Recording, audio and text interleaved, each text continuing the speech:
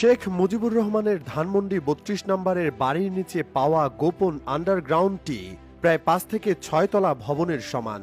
এটির ৩ তলা পর্যন্ত পাওয়া গেলেও বাকি অংশ পানি দিয়ে পরিপূর্ণ। এখানে পাওয়া গেছে ব্রাশ, হেলমেট, কাপড় সহ আরও অনেক কিছু। দেয়ালে লেগে আছে মানুষের রক্তিম রঞ্জকের দাগ।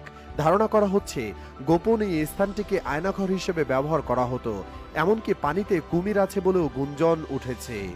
গত পরশু রাত থেকেই ধানমন্ডি ৩২ নম্বরে ভাঙচুরের ঘটনায় উত্তেজনা ছড়িয়ে পড়েছে। তবে এরই মধ্যে সেখানে উপস্থিত স্থানীয় বাসিন্দা ও উৎসুক জনতা একটি চাঞ্চল্যকর দাবি তুলেছেন। তাদের মতে ওই ভবনের বেসমেন্টে একটি আয়নাঘর তৈরি করা হচ্ছিল। স্থানীয়দের দাবি, বেসমেন্টে কিছু গোপন কার্যক্রম চলছিল, যা অনেকের কাছে সন্দেহজনক মনে হচ্ছে। সেখানে পাওয়া গেছে পরিত্যক্ত হেলমেট, বালিশ, ব্যবহৃত প্যান্ট, কাপড় ও ব্রাশ। ৩ তলার পর বাকি অংশ পানি দিয়ে পরিপূর্ণ। ধারণা করা হচ্ছে মানুষকে গায়েব করতে সেখানে কুমির এনে ছেড়ে দেওয়া হয়েছে।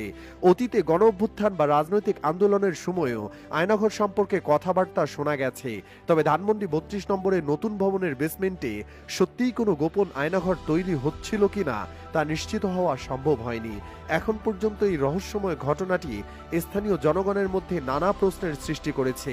তাই গোপন আন্ডারগ্রাউন্ডটি বিশেষ